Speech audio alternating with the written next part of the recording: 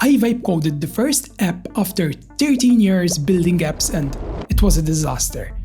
When I'm building a new app, I want 4 things.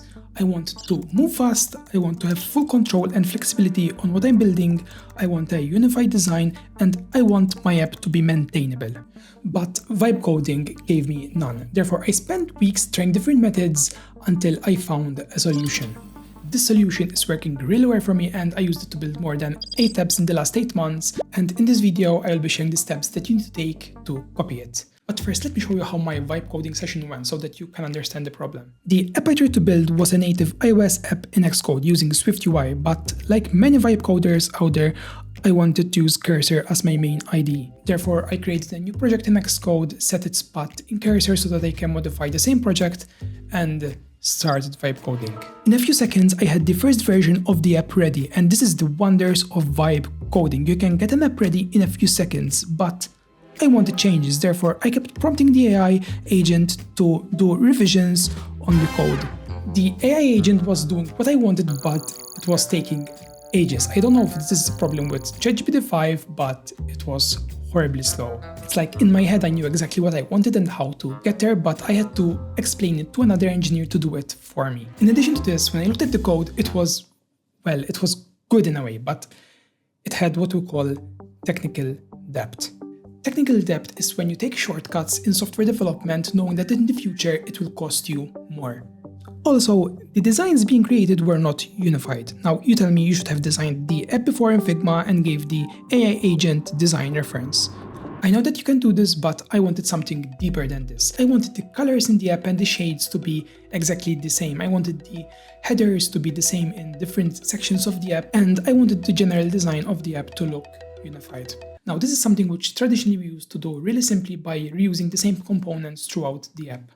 Overall, the app I built using AI was good as an MVP or as an internal application, but I will never publish it or sell it to a client knowing that I will have to maintain it in the future. But there is another way. I personally love AI and I use it to write more than 25% of my code. I think that the AI agents that we have nowadays are very good as a short-term engineers, but they are not very good at long-term engineering. And that's where a real engineer like us comes in. These right here are the 2 most important secrets that I learned after years developing apps. The first one, boilerplate. The boilerplate is the code that you use between different projects. If you are in it for the long run, you need to have a boilerplate. Before starting to build anything, build your boilerplate and you will thank me later. Your boilerplate will allow you to move a lot faster, it will make your code a lot more maintainable, and it will allow you to find the feature that you're looking for in a large project that you haven't looked for in years very easy. The second secret is the code architecture. The code architecture is the structured design of a software system's components and how they interact together. If your aim is to scale your app to millions of users and maintain it for the next 12 years or more, like some of my apps, then you need to look into this. This topic is very important, and if you want me to do a video just on it, put a comment down below.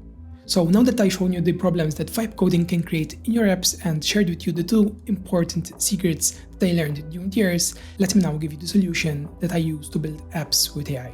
And you will be surprised how simple it is. I simply use ChatGPT or Claude to write 25% of my code. Personally, I found this to be smarter, less aggressive, although a bit slower approach when compared to Cursor. You can say Cursor is a sledgehammer and using ChatGPT directly is a chisel. If you never coded before and just want to ship and don't care about learning, use Cursor. But if you have more experience and know what you're trying to build, then I found out that using ChatGPT or Claude directly is a better choice. But I learned a few tricks to make it easier. First of all, give context. I create a folder in ChatGPT and put some of my boilerplate code in it so that the AI model knows what I want.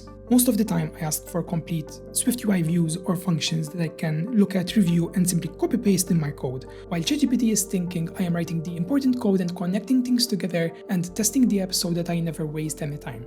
I like to think of generative AI like a junior developer who is doing the most boring functions that before I used to spend a lot of time on, and now I don't have to.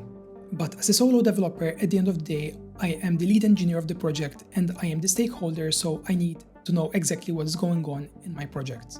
If I had to go all in and vibe code my apps, apart from risking my project, I would risk changing my workflow from an engineer to a product manager, and I don't want that.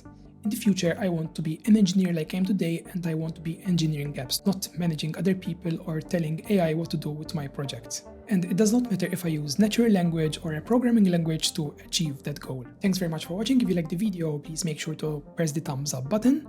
I know that some of you won't agree with me, but these are my opinions as a sole developer for the last 13 years. If you have an opinion or you think I should try different methods for vibe coding, please put your comment down below and I'll give them a try.